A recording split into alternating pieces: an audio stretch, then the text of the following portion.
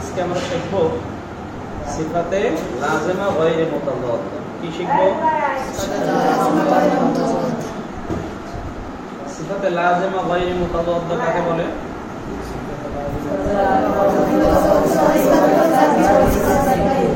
যার বিপরীত সিফাত নেই। কয় প্রকার? সিফাতে লাজিমা গায়রে মুতাযাদ্দা কয়টি? 7টি। কয়টি? 7টি। কয়টি? 7টি। এক নাম্বার কি?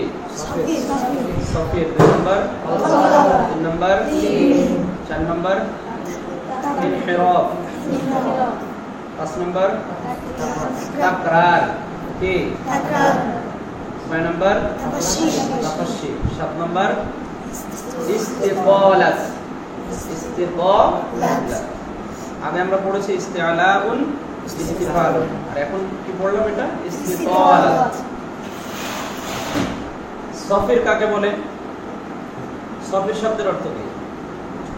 কেউ কেউ বলে শীষ ধ্বনি। কি? শীষ ধ্বনি। কি? শি শি শি করে একটা আওয়াজ বের হয় না মুখ দিয়ে? অনেকে পাখিতে আছে না, চু চু করে আওয়াজ করে না, চি চি করে আওয়াজ করে না?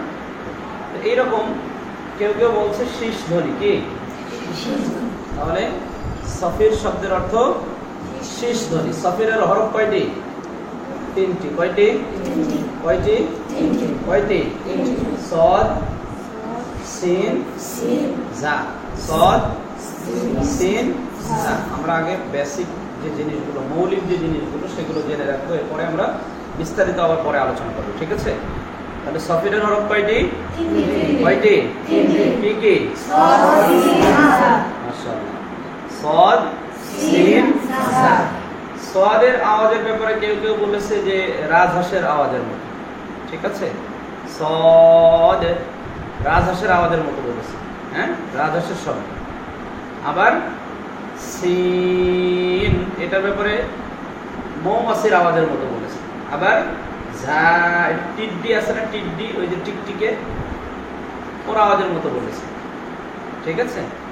এটা আমাদের অত দরকার নেই, আমরা এতটুকু মনে রাখবো যে শীষ ধ্বনি মানে মুখের ভিতর থেকে এরকম একটা আওয়াজ বের হয়, শীষ বের হয়।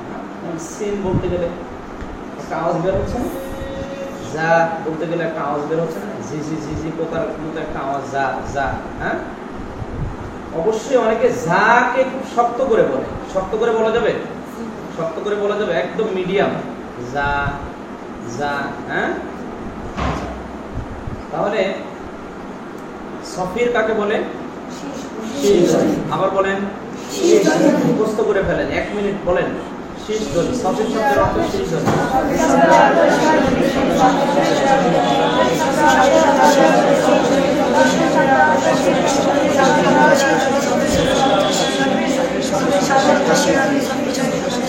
কলকলা। এরপরে কলকলার হরফ কয়টি?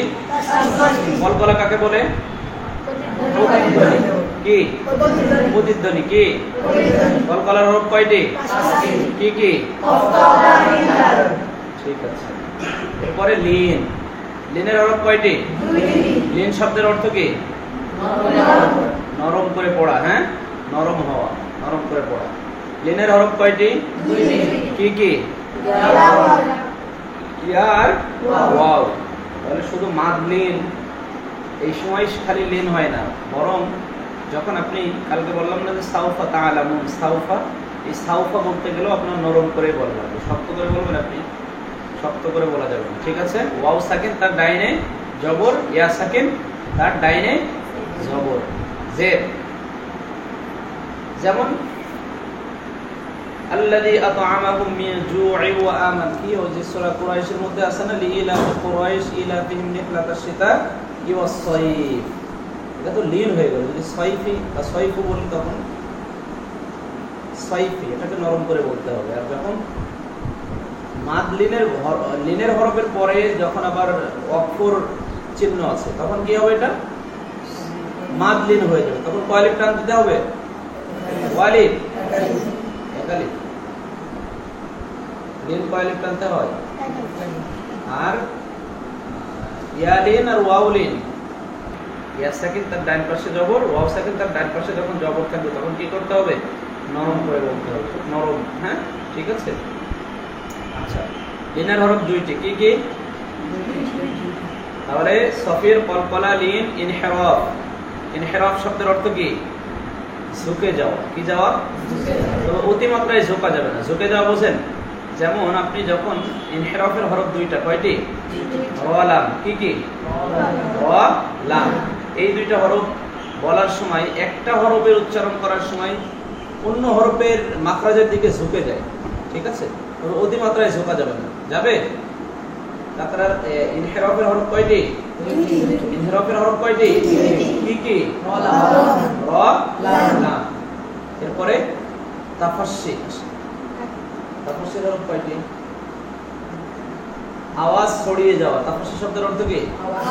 আওয়াজ মুখের মধ্যে, যেমন শিন, আর এর অক্ষর একটাই, শিন। কি?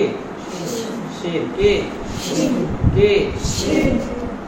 আচ্ছা, ওই যে আমরা ইস্তেলাম পড়েছিলাম না, যে ইস্তেলামের হরফ হচ্ছে 7টা, তাই না? ইস্তেলামের হরফ কয়টা? উস্তাদামতিন কি? সদ তজা তাওবাইন কফ। কিছু কিছু সময় আরো 3টা হরফ, আলিফ লাম কাফ, এই 3টা হরফ কি হয়? মোটা হয়। হ্যাঁ, বুঝতে পেরেছেন? এটা হচ্ছে কার্যক্ষেত্রে হয়।